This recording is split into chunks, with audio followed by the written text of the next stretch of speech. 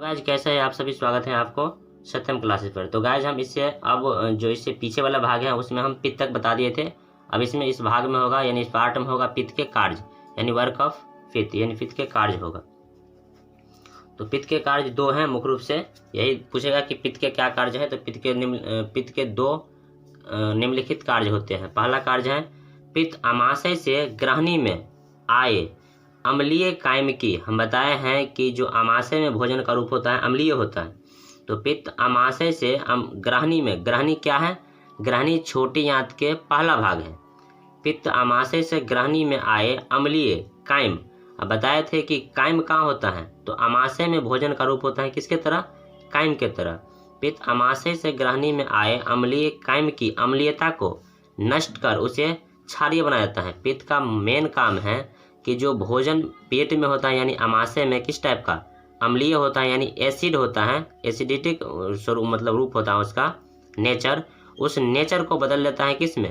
यानी बेस में यानी कि क्षार में बदल देता है, ताकि अग्नाशयी रस के एंजाइम उस पर क्रिया कर सके यानी कि कार्य कर सके, एक्ट कर सके।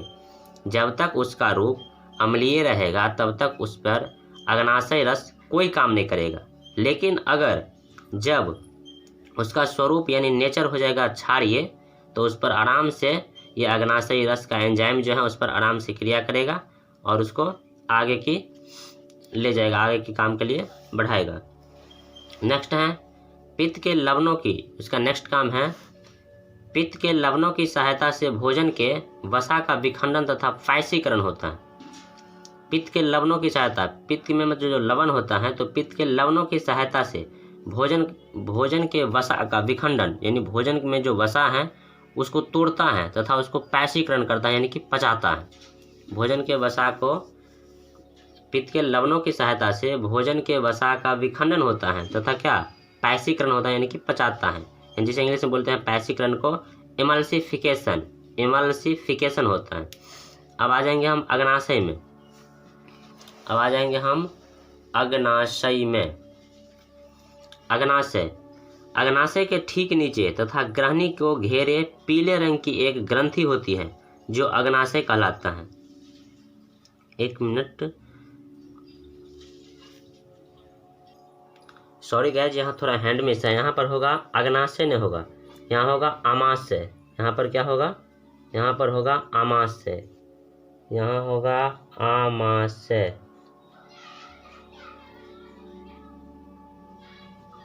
यहाँ होगा अमाशय, यानी अमाशय के ठीक नीचे तथा ग्रहणी को घेरे पीले रंग की एक थैली होती है जो अग्नाशय कहलाता है।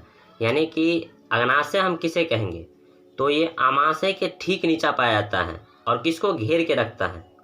ये अमाशय के ठीक नीचे पाया जाता है तथा ये ग्रहणी को घेर के रखता है। ग्रहणी क्या? छोटी आंत के प्रथम भाग, छोटी आंत के पहला भाग, अमाशय के ठीक नीचे तथा ग्रहणी को घेर के रखते हैं। और ये देखने में कैसा होता है? पीले कलर का यानी येलो रंग का एक ग्रंथि होती है जो क्या कहलाता है? अग्नाशय कहलाता है।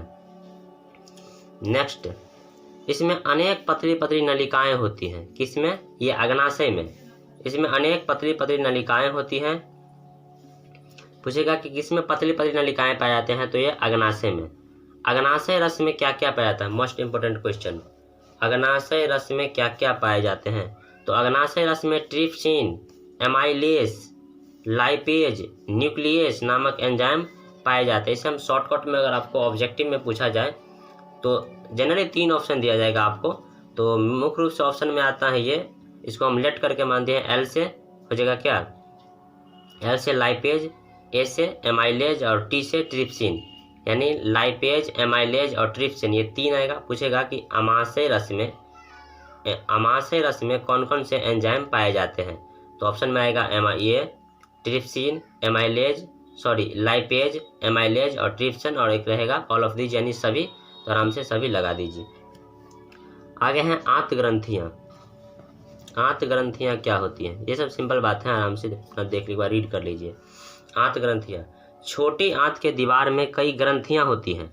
छोटी आंत की दीवार में कई ग्रंथियाँ होती हैं। इनका स्राव आंतरस, हाँ ये बहुत इंपॉर्टेंट बात है। आंतरस आपको जनरली कभी कभी नहीं लिखा हुआ मिलता है, इसको इंग्लिश में लिख दिया जाता है सक्कस एंटेरिकस। यानी वहाँ भी बताए थे आंतरस का स्राव कौन करता है, तो आंत ग्रंथियाँ। लेकिन वहाँ पर पूछ देगा कि सक्कस एंटेरिकस का स्राव कौन करता है, तो सिंपल बात आंसर हो जाएगा क्या, आंत ग्रंथियाँ से होता है सक्कस एंटेरिकस का स्राव। तो छोटी आंत की दीवार पर छोटी आंत की दीवार में कई ग्रंथियां होती हैं जो क्या कहलाता है, आंत ग्रंथियां। इनका स्राव, किसका स्राव, आंत ग्रंथियां का स्राव, इनका स्राव आंतरस यानी कि सक्कस एंटेरिकस, सॉरी एक मिनट गाइस, छोटी आंत की दीवार में कई ग्रंथियां होती हैं, इनका स्राव आंतरस कहलाता है। नेक्स्ट पॉइंट है कायम का ज्यादा पतला रूप चाइल कहलाता है। अब हम बताए थे कि कायम कहाँ होता है, तो कायम होता है अमाशय में भोजन का रूप होता है किस टाइप का, ये लई के तरह, तो जिसे बोलते हैं हम कायम। और कायम जब आ जाता है पाइलोरिक छिद्र के द्वारा किस में, ये छोटी आंत में, छोटी आंत की ग्रहणी में, तो कायम का ज्यादा पतला रूप क्या कहलाता है, चाइल कहलाता है। आगे चाइल के पचे हुए भोजन का अवशोषण। अब चाइल जो है, चाइल उसमें क्या होता है, अब आगे चाइल के पचे हुए भोजन का अवशोषण इलियम के विलाई द्वारा होता है। अब जो कायम है, कायम जो पाइलोरिक छिद्र के द्वारा आकर छोटी आंत में आ गया, और हम बताएं कि छोटी आंत में भोजन का पाचन भी होता है और छोटी आंत में भोजन का अवशोषण भी होता है। तो वही यहाँ आके मेंशन भी किए हैं कि जो चाइल होता है, यानी जो कायम बहुत ज़्यादा पतला हो गया, तो चाइल के पचे हुए भोजन का अवशोषण इलियम के विलय, और इलियम है छोटी आंत के अंतिम भाग, तो चाइल के पचे हुए भोजन का अवशोषण इलियम के विलाई द्वारा होता है। इलियम के विलाई क्या करता है, उसका पचे हुए भोजन का अवशोषण करता है, यानी एब्जॉर्प्शन करता है। तो पूछेगा कि पचे हुए भोजन का अवशोषण कहाँ होता है, तो छोटी आंत में। भोजन का अंतिम रूप से पाचन कहाँ होता है, तो छोटी आंत में, और छोटी आंत के किस भाग में, तो इलियम में। अब आएंगे हम बड़ी आंत में, यानी कि लार्ज इंस्टेंटाइन में। और इसके बाद ये चैप्टर का ये मतलब एंड पोर्शन है, यहाँ पर आके चैप्टर ये जय प्रक्रम समाप्त हो जाता है। ये बड़ी आंत यानी कि लार्ज इंस्टेंटाइन पे। बड़ी आंत क्या है, तो छोटी आंत आहार नाल के अगले भाग बड़ी आंत में खुलती है। पूछेगा कि छोटी आंत किस आंत में जाके खुलती है, तो छोटी आंत आहार नाल के अगले भाग है बड़ी आंत, उसमें जाके खुल जाती है। बड़ी आंत के भी ठीक छोटी आंत की तरह छोटी आंत के 3 भाग होते थे, लेकिन बड़ी आंत के 2 भाग, बड़ी आंत भी 2 भागों में बटा होता है। बड़ी आंत 2 भागों में बटा होता है। पहला का नाम है कोलन और दूसरा का नाम है मलाशय, जिसे इंग्लिश में बोलते हैं रेक्टम, और कोलन को इंग्लिश में कोलन बोलते हैं। तो आपको जनरली लिखा हुआ मिलेगा रेक्टम और कम लिखा हुआ मिलेगा मलाशय। तो बड़ी आंत कितने भागों में बटा होता है, बड़ी आंत 2 भागों में बटा होता है। पहला का नाम है कोलन और दूसरा का नाम है मलाशय। नेक्स्ट पॉइंट हमने मेंशन किया है, छोटी आंत तथा बड़ी आंत के जोड़ पर एक छोटी नली होती है जिसे सीकम कहते हैं। यानी जहाँ पर छोटी आंत और बड़ी आंत जुड़ती हैं वहाँ पर एक नली होता है जिसका नाम है सिक्कम।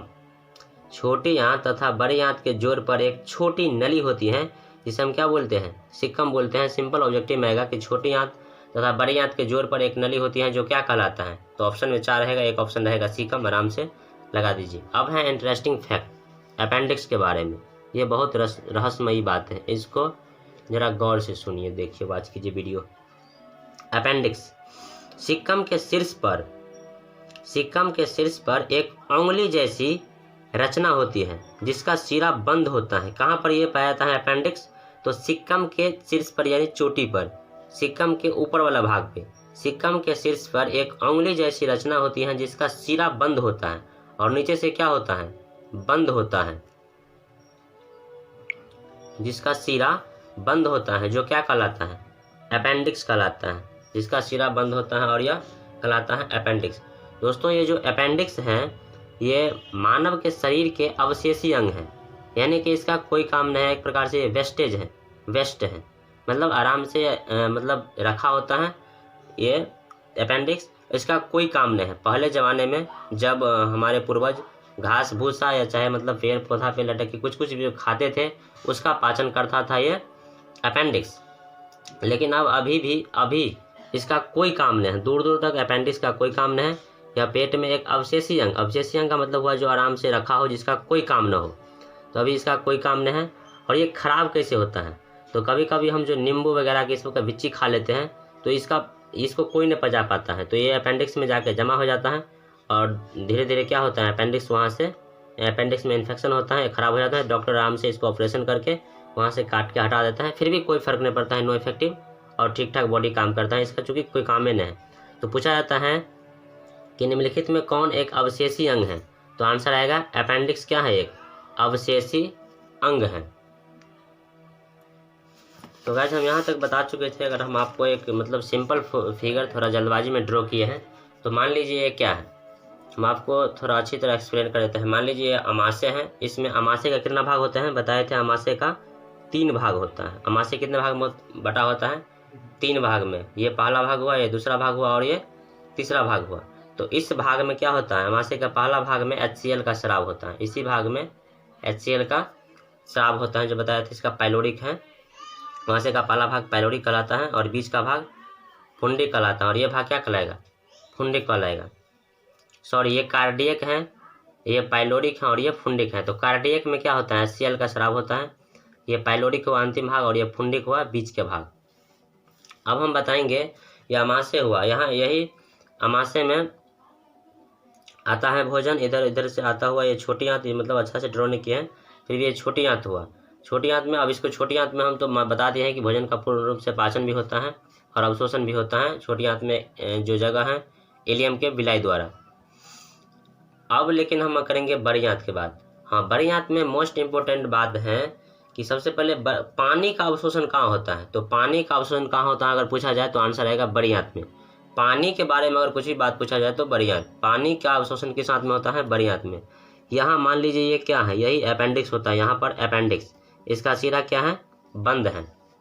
यही ना हम बताए हैं कि सिक्कम के शीर्ष पर एक उंगली जैसे रचना होती है जिसका सिरा बंद होता है, जो अपेंडिक्स कहलाता है। मान लीजिए ये सिक्कम है, इसके शीर्ष पर एक उंगली जैसे रचना है, इसका सिरा बंद होता है, इसे ही बोलते हैं अपेंडिक्स। यही क्या है, एक अवशेषी अंग है, यानी वेस्टेज अंग है, इसका कोई काम नहीं है। अगर इसमें कोई इन्फेक्शन हो जाए तो इसको डॉक्टर यहाँ से काट करके ऑपरेशन के द्वारा हटा देते हैं, फिर भी ठीक ठाक रहता है, इसमें कुछ फर्क नहीं आता है। अब हम बताएंगे कि ये तो बड़ी आंत, ये पूरा बड़ी आंत है, यहाँ छोटी आंत, यहाँ बड़ी आंत में जुड़ जाता है और फिर भोजन धीरे धीरे अपना करके और चला आता है। यहाँ जो है, यहाँ इसको बोलते हैं मलाशय, इसको क्या बोलते हैं, मलाशय, या इसको बोलते हैं, बताए थे कि रेक्टम। यही रेक्टम में भोजन, जितना भी भोजन पचा हुआ भोजन है जो स्टोर होता है, यानी जो वेस्ट एक प्रकार से हो गया, भोजन पच गया, यानी लेटिंग के फॉर्म में आ गया, बाथरूम के फॉर्म में, वही सब का सब यहाँ जोड़ा होता है, कहाँ पे जमा होता है, मलाशय में।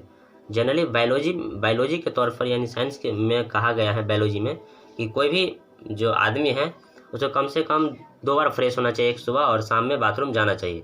अगर ऐसा कोई नहीं करता है तो उसका सबका सब बाथरूम कहाँ होता है, जमा, यहाँ पर लेटिंग जमा होता है, और उसका यहाँ पर अगर ज़्यादा दिन तक या ज़्यादा समय तक जमा रहता है तो यहाँ उसका शरण होता है, यानी यहाँ उसका क्या हो जाता है, शरण होता है, और शरण होने से यहाँ का कोशिका खराब होता है, और यहाँ कोशिका खराब जब हो जाता है तो यहाँ पर घाव बन जाता है।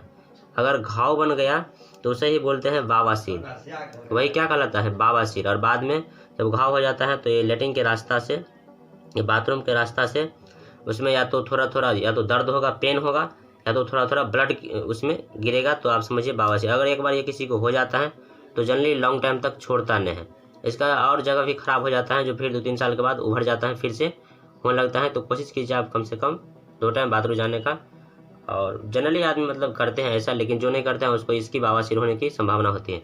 और इसको हम बोलेंगे क्या, कि जिसके द्वारा मल निकलता है उसको बोलते हैं गुद्दा, यानी एनस, इसको इंग्लिश में बोलते हैं एनस, इसको बोलते हैं रेक्टम, इसको एनस।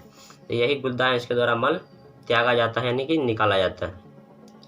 तो अब इसमें हम बताए थे कि भोजन का स्वरूप होता है इसमें किस टाइप का, अमाशय में कायम, फिर अमाशय से आ जाता है इसमें छोटी आंत में, फिर छोटी आंत में भोजन का अवशोषण भी हो जाता है और पाचन भी, तो फिर उसका नाम चेंज हो जाता है, वो कहलाता है चाइल।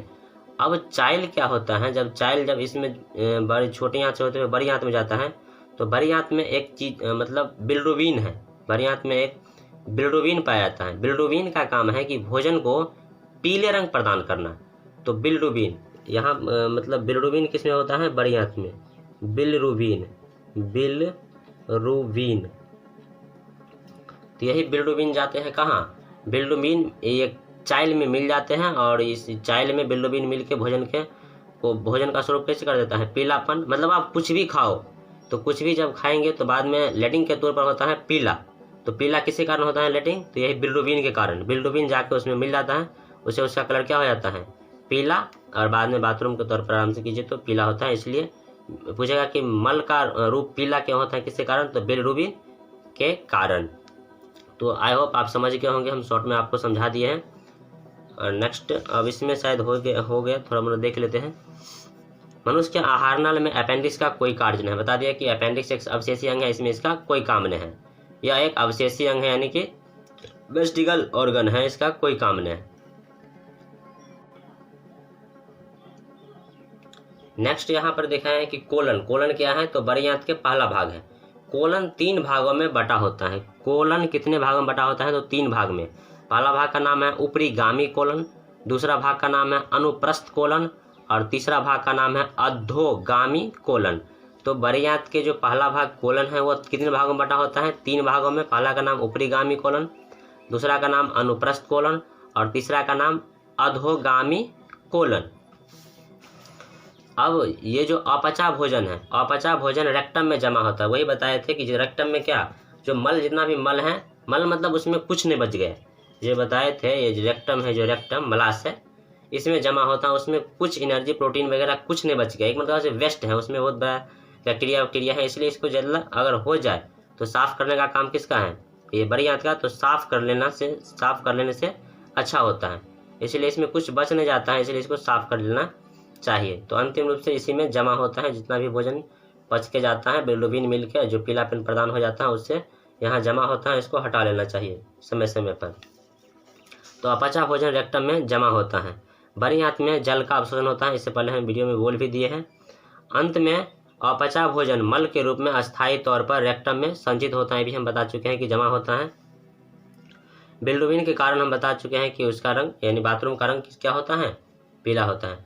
तो आई होप दोस्तों आपको ये हमारी जो मतलब अंतिम ये पार्ट था तो समझ में आया होगा। हमने पूरी प्रयास की है आपको अच्छे ढंग से समझा देने का। तो गाइज अगर वीडियो अच्छा लगे तो do like, share and subscribe my video. Thank you so much for watching my video. Thank you so much.